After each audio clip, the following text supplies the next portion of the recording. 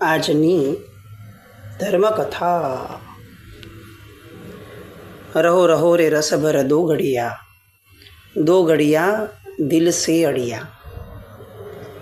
ભગવાનની પુષ્પ પૂજામાં ભગવાનને પ્રાર્થના કરી વીર વિજયજી મહારાજ સાહેબે કે હે મારા રસિયા સ્વામી, હે રસભર સ્વામી, બે ઘડી માટે પણ મારા દિલને, મારા હૃદયને સ્પર્શીને રડો।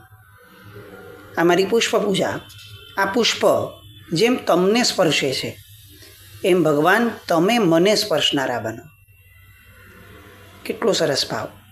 પુષ્પ ચડાવતી વખતે પુષ્પનું સૌભાગ્ય વિચારવું એ પ્રાર્થનાનો એક ભાગ, અને પુષ્પ જેવું સૌભાગ્ય મને હોજો એ વિચારવું એ પ્રાર્થનાની ફળશ્રુતિનો ભાગ। આ પુષ્પનું કેવું સૌભાગ્ય ભગવાનને અડીને રહે છે। આપણી છે ને પૂજામાંથી દ્રવ્યોના કારણે, દ્રવ્યોના અતિ આગ્રહના કારણે પૂજાનો જે મૂળ ભાવ હતો સ્પર્શ, એ આપણામાંથી ખોવાઈ ગયો। જુઓ, કોઈ એમ કે હું પૂજા કરીને આવ્યો ને તો સામાન્યથી આપણે પૂછશું કે શેનાથી પૂજા કરી? ચંદનથી કરી, પુષ્પથી કરી, કેટલા પુષ્પો હતા, ચંદન કેવું હતું, વોટ્સ એવર, પણ બધી વાતો દ્રવ્યની જ। હું ભગવાનને અડવા ગયો હતો, આ વાત સામાન્યથી આપણા દ્વારા પણ વર્ષોના વર્ષોથી ભૂલાઈ જાય છે। કદાચ એવું બને કે કેસર કે ચંદન નથી અને ભગવાનનો ખાલી સ્પર્શ થાય છે, અને તો પણ મને એવું લાગે કે મારી પૂજા થઈ ગઈ। આવી પરિપક્વતા આપણામાં ખરી? આવી સાર્થકતા પૂજાની આપણામાં ખરી? એમ વાત નથી કે આપણે જાણી કરીને કોઈ દ્રવ્ય ન વાપરીએ અને ખાલી અડીને પાછા આવી જઈએ, એ પ્રમાદ છે। પણ કદાચ સંયોગવશ આપણને એ સમયે પ્રભુના સ્પર્શની કિંમતો કેટલી સમજાય છે એ વિચારવા માટે પણ આવો પ્રયત્ન કરવો જોઈએ કે અલ્ટિમેટલી તો આ બધી પૂજાઓ ભગવાનને અડવા માટે જ છે, તો ભગવાનને અડવું એ જ પૂજા છે। આવી વાત મારા મગજમાં કેમ નથી બેસતી? અહીંયા વીર વિજયજી મહારાજ સાહેબ એ વાત ફૂલ પૂજા દ્વારા ભગવાનને કહે છે કે ભગવાન મારા હૃદયમાં પધારો, એવી રીતે પધારો કે તમે મને અડો, હું તમને અડું। આ અડવા માટે જે વિનંતી છે એના અલગ અલગ પ્રકારો, અલગ અલગ પ્રકારની વિનંતીઓ એ એમણે ઢાળની અંદરમાં મૂકી। 4 કડી સુધી આપણે જોયું। 5મી છે સર્વને વાલો સુભગથી લાગુ, જબ અમઘર તુમ પાવડિયા, સુસ્વર સુણતા લાગે મીઠા, તુજ ગુણ અંબા મંજરિયા। હે ભગવાન, જ્યારે તમારા પગલાં મારા હૃદયમાં પડે, એટલે કે તમારી શુભતાનો મારામાં વાસ થશે, ત્યારે શું થશે? સર્વને વાલો સુભગથી લાગો, ત્યારે મારું સુભગ નામ કર્મ એ ઉદય પામશે। એનાથી શું થશે? તો કે એના ઉદયથી હું સૌને વાલો લાગીશ। પણ આવું ક્યારે થશે? જ્યારે ભગવાન તમે મને વાલા લાગશો તત્વથી, અને જ્યારે મારા વાલથી ખેંચાઈને તમે મારા હૃદયમાં પગલાં કરશો। આ વાતો છે ને, આમ જોવા જઈએ તો એનો કોઈ આધાર નથી। આપણે ઘણીવાર ભક્તિ સ્વરૂપે આવું બોલતા હોય છે કે ભગવાન મારા હૃદયમાં પધારો, એમાં કોઈ સિગ્નલ નથી વાગવાનું, એમાં કોઈ ઘંટડી નથી વાગવાની કે ચાલો ભગવાન આવી ગયા, ખબર પડી ગઈ। આ અનુભૂતિનો વિષય છે, પણ અનુભૂતિઓ એ તો અંદર ઉતરવાથી જ મળશે। આપણા લોકોની પરિસ્થિતિ એટલી વિચિત્ર છે કે આપણે ભગવાનને વિનંતી કરીએ છીએ કે મારા અંદર પધારો, પણ હું પોતે અંદર તો છું જ નહીં, હું બધું બહારનું ગોતું છું કે ચલો હવે બહારથી કઈ પૂજા કરીશ, હવે બહારથી હું શું કરીશ, ચાલો કોઈ આ કરવાનું, કોઈ આ કરે છે, ચાલો હું એની સાથે જોડાઈ જાઉં। પણ હું પૂજા દ્વારા મારી અંદરમાં વસું તો ભગવાન આવે તેની મને અનુભૂતિ થઈ શકશે। આ તો બારોબાર હું જ રહું, જે વ્યક્તિનું ઘર જ બંધ હોય એ મહેમાનને ગમે તેટલી વિનંતી કરે કે ઘરે આવવાનું જ છે, આવવાનું જ છે, કેવી રીતે આવશે? આપણો અત્યારનો જે વ્યવહારનો પ્રકાર છે એ એટલી હદ સુધી કદાચ સ્ટબ્બન થઈ ગયો છે કે નૈશ્ચિક માર્ગ સુધી ન જવાની જાણે આપણી જીદ છે। આપણને એટલી બધી પૂજાઓમાં ક્રિયાઓ ભેળવી છે, એક પછી એક કમ્પલસરી, કે આ પૂજાઓ જેની માટે કરવાની હતી, એકાંત, હૃદયનું એકાંત, પ્રભુની પ્રીતિ, એની સંવેદના, એની અનુભૂતિ, આ બધી વસ્તુઓનો સ્કોપ જ નથી. એ થતું નથી કે થાય છે તો પછીનો વિષય, પણ આપણે એનો સ્કોપ નથી રાખ્યો. અહીંયા એ વાત કરે છે, જબ અમગર તુમ પાવડિયા, ભગવાન તમારા પગલાં જ્યારે મારા હૃદય ઘરની અંદરમાં થશે, હું સર્વને વાલો લાગીશ, જીવ માત્રને વાલો લાગીશ. કેમ?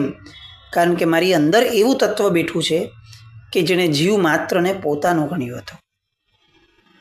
એ મારા ધણી થશે, એ મને સ્પર્શશે, અને એના સ્પર્શથી હું પણ એવો પારસમણી બની જઈશ કે સર્વ મને પ્રિય બનશે અને હું સર્વને પ્રિય બનીશ. સુસ્વર સુણતા લાગે મીઠો, તુજ ગુણ અંબા મંજરિયા. જેમાં સુભગ નામકર્મ થશે એવી રીતે સુસ્વર નામકર્મ એ પણ મારો ઉદયમાં આવશે. ભગવાનનું સુસ્વર નામકર્મ કેવું ઉદયમાં હોય કે તીર્થંકરપણું પામે એ પછીથી એમની દેશના સાંભળતા સાંભળતા 6 મહિનાની ભૂખ અને તરસ મટી જાય. આવું પ્રકૃષ્ટ સુસ્વર નામકર્મ આ જગતમાં કોઈનું હોય તો ફક્ત તીર્થંકર પરમાત્માનું. આવા નામકર્મના ધણી એ જ્યારે મારા હૃદયમાં પધારશે તો એના અંશ રૂપે મારું પણ સુસ્વર નામકર્મ જાગશે. મારો અવાજ એ પણ સૌને મીઠો લાગશે અને મને પણ તમારા ગુણગાન ગાવા માટે એક લાલાયિતપણું પ્રાપ્ત થશે. કોયલ છે એને કોણ સાંભળે છે? આમ જોવા જઈએ તો આખું જગત. પણ કોયલને બોલતી વખતે એવું ખબર છે કે મને આખું જગત સાંભળે છે.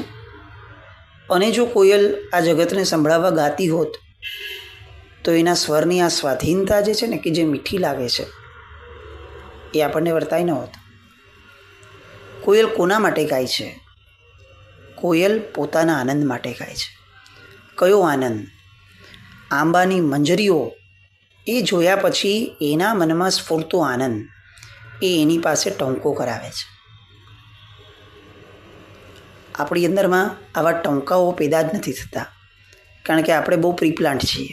આજે આ સ્તવન ગાશો, એક મશીન છે જેની અંદર ફીડ થઈ ગયેલું છે કે ચાલો ફટાફટ આ સૂત્ર બોલી લો, આ દુહો બોલી લો, આ સ્તવન ગાઈ લો, ચાલો થઈ ગઈ પૂજા, ઘર ભેગા.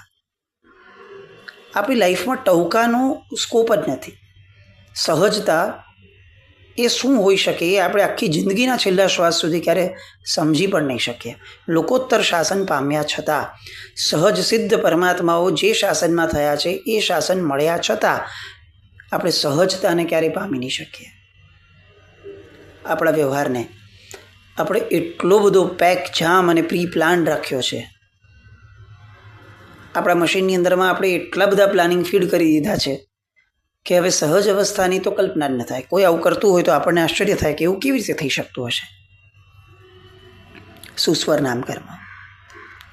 જેમ કોયલ આંબાના વૃક્ષની માંઝર એના આધાર ઉપર ટંકો કરે છે, એમ ભગવાન હું તમને જોતા વેત, તમને અનુભવતા વેત, તમને યાદ કરતા વેત જે ટંકો કરું એ આ જગતને પણ મીઠો લાગે એવું સુસ્વર નામકર્મ મારું હૃદયમાં આવે અને મારા મોઢામાંથી જે નીકળે એ એવું જ નીકળે જે તમને પણ પ્રિય હતું. આદે નામ વચન જગ માને, શ્રી શુભ વીર મુખે ચડિયા, જસ ગુણ ગાવે લોક બતાવે, તે જસ નામે તે તુમ વડિયા. પછી કયા નામકર્મની વાત કરી? સુભગ થયું, સુસ્વર થયું, હવે આવ્યું આદેય નામકર્મ. પ્રભુની આદેયતા આપણે પણ સ્વીકારી છે. જગત આખું જ એમના વચનને એ સમય સ્વીકારે, આજે પણ સ્વીકારે એવી આદેયતા. 21,000 વર્ષ સુધી જેમના વચનો આ જગતમાં ચાલવાના છે, કયા નામકર્મના આધારે? આદેય નામકર્મના આધારે. એમની આદેયતા, એનો અંશ એ પણ આપણામાં પ્રગટે. અને છેલ્લું નામકર્મ લે છે યશ. ભગવાનનું યશ નામકર્મ કેવું છે? અસંખ્ય ગાથાઓ જેમને આવડતી હોય વિદ્વત્તામાં, જેઓ 14 પૂર્વના સારને પણ ભણીને પામ્યા હોય, એવા ગણધર ભગવંતો, એવા પૂર્વાચાર્યો એવા શિષ્ટ પુરુષો, એવા સજ્જન પુરુષો, સત્પુરુષો આ બધાના દ્વારા જે ગવાયા છે એમનો યશ કેવો કહેવાય? યશ ખરેખર એને કહેવાય. આજે આપણે 5 જણ કોઈકના વખાણ કરીએ તો આપણને એમ લાગે કે કેટલો યશસ્વી માણસ છે, પણ એ જ 5 જણ પાછળથી પણ બોલતા હશે. જ્યારે પ્રભુનું યશ નામકર્મ કેવું છે, એક શબ્દ પાછળથી ક્યારે સંભળાય નહીં એમની માટે. આપણી એક ઘટના માટે 1 કલાક સુધી સળંગ કોઈ સારું બોલી શકે એમ નથી. ભગવાન વર્ધમાન સ્વામીનું 21,000 વર્ષ સુધી એમના બોલેલા વચનો કોક ને કોક પાળવાનું જ છે, એ પણ આદેયતાપૂર્વક, સ્વીકારપૂર્વક. આવું આદેય નામકર્મ જેમનું હતું એમની હું પુષ્પ પૂજા કરું છું. આવા બધા ભાવો આપણને કેમ નથી આવતા? બસ ભગવાનની પુષ્પ પૂજા કરું છું, પુષ્પ ભગવાનને ચડાવું છું. અરે કયા ભગવાન, કેવા ભગવાન? આવી વિચારણા જેમ જેમ કરતા જઈએ તેમ તેમ રૂવાડા ઊભા ન થાય તો આશ્ચર્ય થાય. એવા ભગવાન કે જેમના સૌભાગ્યશાળી છે, સુભગ નામકર્મ છે. એવા ભગવાન કે જેમનું સુસ્વર નામકર્મ પરાકાષ્ઠાનું છે. એવા ભગવાન જેમનું આદેય નામકર્મ પરાકાષ્ઠાનું છે. એવા ભગવાન જેમનું યશ નામકર્મ પરાકાષ્ઠાનું છે. એવા ભગવાન જેમનું સ્થિર નામકર્મ પરાકાષ્ઠાનું છે. એવા ભગવાન જેમનું શુભ નામકર્મ પરાકાષ્ઠાનું છે. કેવા ભગવાન! આવા ભગવાનનો એક ભાવ પણ જો રોજ લઈએ તો એ આપણી પુષ્પ પૂજાઓ કેવી કમાલ નહીં થાય. અને પછીથી આ બધા જ નબળા ભાવો કે મારે આ પૂજા કરવી છે, આ પૂજા કરવા માટે હું આવ્યો છું, આમ બહુ સામાન્ય પણ શાસ્ત્રમાં શબ્દો કેટલાક મૂક્યા છે. સાધન અને સાધ્ય, સમજો, આ 2 શબ્દ છે. આપણે પરમાત્માની પૂજા કરવા જઈએ છીએ, એમાં સાધન શું અને સાધ્ય શું એનો વિચાર આપણે કરવો જોઈએ. જો હું જળ પૂજાને મહત્ત્વ આપું છું તો એનો મતલબ એ થયું કે આ જળ પૂજા જે છે એ મારું સાધ્ય થયું. પણ હું જળ દ્વારા પ્રભુને મહત્ત્વ આપવા ઈચ્છું છું તો એનો અર્થ એવો થયો કે જળ નામના સાધન દ્વારા સાધ્ય એવા પ્રભુની સેવા થઈ. સામાન્યથી આપણે એવું કહેશું કે એવું જ હોય ને, જળનું કોને મહત્ત્વ હોય? પણ આપણે આપણા જીવનને ચકાસીએ તો આપણને ખ્યાલ આવશે કે જો જળનું ખરેખર આપણા મનમાં મહત્ત્વ નથી, પ્રભુ કરતાં ઓછું મહત્ત્વ છે, તો આ જળ પૂજા કરતી વખતે આ જળને લગતો કોઈ પણ અંતરાય, કોઈ વ્યક્તિએ આ પૂજાને લગતો કોઈ અંતરાય કર્યો તો મહત્ત્વ નહીં હોય ને. હું ચંદન પૂજા કરું છું અને કોઈક બીજો આવીને વચ્ચે હાથ નાખી ગયો તો મને યાદ રહેશે ને કે આ તો સાધનમાં લબાચા છે, સાધ્ય તો ફિક્સ છે. ત્યારે મનમાં કાંઈ નહીં થાય ને કે નહીં, સાધન કરતાં સાધ્યની કિંમત વધારે છે, સાધનની મગજમારી ન કરાય. આવું તો ખરું ને. હું પૈસા કમાઉં છું સુખ માટે, તો હું સુખને ભૂલીને પૈસા તો ન કમાઈ શકું ને. બસ આવી વસ્તુઓ એ આપણને અહીંયા વીર વિજયજી મહારાજ સાહેબ આવી પૂજાઓના અન્વયે શીખવાડે છે. પુષ્પ પૂજા. સુમનસામ ગતિદાયી વિધાયિનામ સુમનસામ નિકરેહી પ્રભુ પૂજનમ. સુમનસા સુમનો ગુણસંગીના જન વિદેહી નિધેહી મનો અર્ચને. દેવોની ગતિ એટલે કે સદગતિ આપનારા પુષ્પોના ઢગલા વડે અમે પ્રભુની પૂજા કરીએ છીએ. હે ભવ્ય, સુમન એટલે કે ચોખ્ખું ચિત્તરૂપી ગુણ આપનારા એવા પુષ્પો વડે તું પૂજા કર અને તારા મનને આ પુષ્પ પૂજામાં જોડ. મનનું જોડાવવું એ પૂજા છે. તનનું જોડાવવું, સાધનની બહુલતા ઊભી કરવી, વિવિધ રંગના પુષ્પો લેવા, 500,000 પુષ્પોના ઢગલા કરવા, આ બધું સારું છે. પણ આ બધું સારું ખરેખર તો જ છે જો એમાં ખરેખર મારું મન જોડાય છે. અને મારું મન સાધનમાં ન જોડાય, પાછું સાધ્યમાં જોડાય. હું અંગરચના કરું તો મારું મન અંગરચનાઓમાં ન જોડાય, જેની અંગરચના થઈ છે એમનામાં જોડાય. જો આવું લક્ષ્ય મને નથી અને મારો ભાવ એ જ છે કે ભગવાનને આ પુષ્પ કેટલું સરસ લાગે છે, ભગવાનને આંગી કેટલી સરસ લાગે છે, જો આ સ્ટોર અહીંયા લાગ્યો ને એના કારણે ભગવાન મસ્ત લાગે છે, આ વાળો મુગટ બહુ મસ્ત છે, આવી આંગી ન હોય, આપણે આવી આંગી કરશું, આજે આ પ્રકારની આંગી કરશું. આ બધા સાધનને અપાતા સમય એ ખોટા નથી, પણ એ અંતિમ બની જાય અને એમાં ને એમાં જ જીવ ચોંટ્યો રહે તો એ બુદ્ધિમત્તા તો નથી જ. સાધન સાધ્યને પામવાની નિસરણી જ છે. સાધનમાં અટવાવું એ મૂર્ખતા છે. એટલે સાધન તરીકે જ વાપરવાના, અને સાધન તરીકે પાછા વાપરવાના જ. સાવ એમ નહીં કે ભાઈ હવે સાધન તો સાધન જ છે, જવા દો, નથી વાપરવું, એવી વાત પણ નથી. અને સાધનને જ વાપરીએ રાખવું અને ગણીએ રાખવું એ પણ મૂર્ખામી. અહીંયા આ વાત મૂકે છે, હે ભગવાન, આ સુમન દ્વારા મને ચોખ્ખું ચિત્ત આપ, ચોખ્ખું મન આપ. અને એક સુમન અર્પણ કરીએ અને ભગવાનની સામે બેસી જઈએ અને 5, 10, 15, 20 મિનિટ સમયના બાદ વગર વિચારીએ કે મારું મન ક્યાં ક્યાં ચોખ્ખું નથી, અને જ્યાં જ્યાં આ મન ચોખ્ખું નથી તેની વિચારણાપૂર્વક, એની નિંદાપૂર્વક ચોખ્ખું ચિત્ત માંગીએ પ્રભુ પાસે, ત્યારે પુષ્પ પૂજા પૂરી થાય છે. ફક્ત પુષ્પ ભગવાનને અડાવવાથી પૂરી થઈ જતી હશે? તારા મનને પૂજામાં જોડ. આ શબ્દ વાપર્યો, વિદેહી નિદેહી મનો અર્ચને. આ વાતો 70-80 વર્ષથી પૂજા કરતા આપણે ક્યારે વિચારી નહીં કે પૂજા કર્યા પછી મનને જોડવું ત્યારે પૂજાની પરિપૂર્તિ છે. પૂજા કર્યા પછી બીજી પૂજા શરૂ કરી દેવી એ પૂજાની પરિપૂર્તિ નથી. બીજી ગાથામાં કહે છે, અમારા સહજ શુભ કર્મ રૂપી હાથ વડે ગૂંથેલી સિદ્ધાંતના સાર રૂપી ઉત્તમ પુષ્પોની માળા વડે પરમ યોગ બળ વડે પ્રસન્ન કરેલા એવા સહજ સિદ્ધ પ્રભુની હું પૂજા કરું છું. કેટલી સરસ વાતો. હાથેથી પુષ્પો ગૂંથ્યા હોય માળા, એ પ્રકાર પણ આપણો વયો ગયો. આ પૂર્વે પણ આપણે આ વસ્તુ કેટલીક વાર લીધેલી છે કે આપણા હાથેથી પુષ્પોની માળા ગૂંથાય ત્યારે આપણા હાથ નથી ગૂંથતા, આપણું પૂર્વનું પુણ્ય, આપણી પૂર્વની શુભતા એ પ્રભુની સેવામાં રત બને છે. એના દ્વારા શું થાય તો કે ભવાંતરમાં એ ફરીથી બમણા વેગે ઉદયમાં આવશે. એની એક નોંધ લેવાય છે, એની એક અશ્યોરિટી મળે છે. અમારા સહજ શુભ કર્મરૂપી હાથ વડે ગૂંથાયેલી સિદ્ધાંતના સારરૂપી ઉત્તમ પુષ્પોની માળા વડે પરમ યોગ બળ વડે પ્રસન્ન કરેલા એવા સહજ સિદ્ધ પ્રભુ, હું આપની સેવા કરું છું.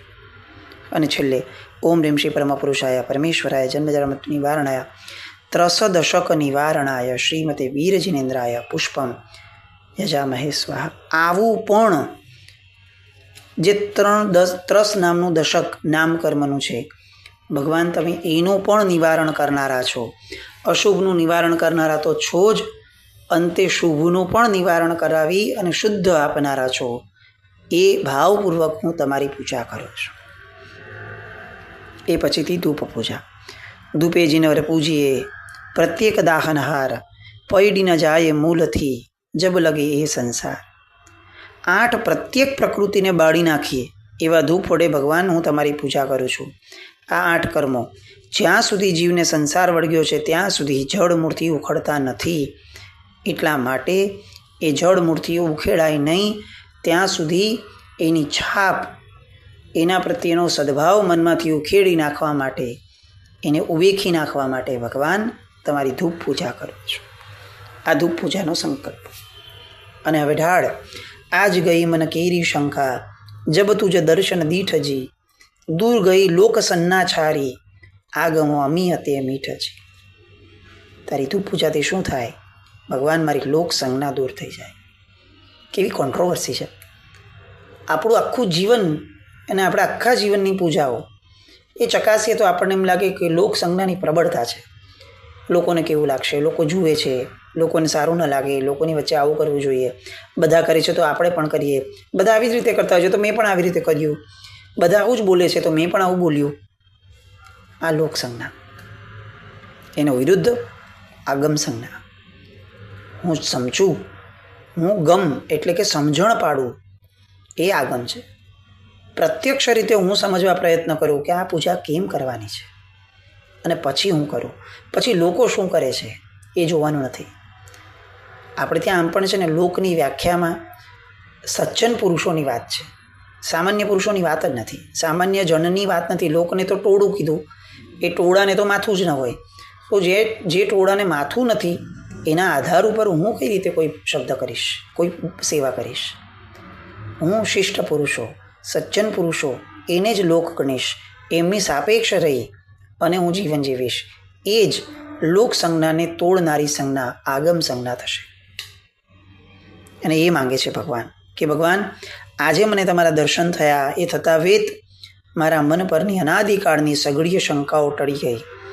મારા ચિત્ત પર લોક સંજ્ઞાની છારી બાજેલી, બડલ લાગેલા, એ પણ આજે તમારી અથૂપ પૂજા કરતાં કરતાં કરતાં એ પડલો દૂર થઈ ગયા. હવે મને લોક સંજ્ઞા નથી ખાવતી. અને આમ કહી અને આખા સંસારનું જે મૂળ છે, મૂળ જ્ઞાનસાર જુઓ કે પછી 8 દ્રષ્ટિઓ જુઓ, બધામાં સૌ પ્રથમ આ માર્ગની શરૂઆતની પૂર્વ ભૂમિકા શું? તો કે લોક સંજ્ઞાનો ત્યાગ. આ વાત કહી.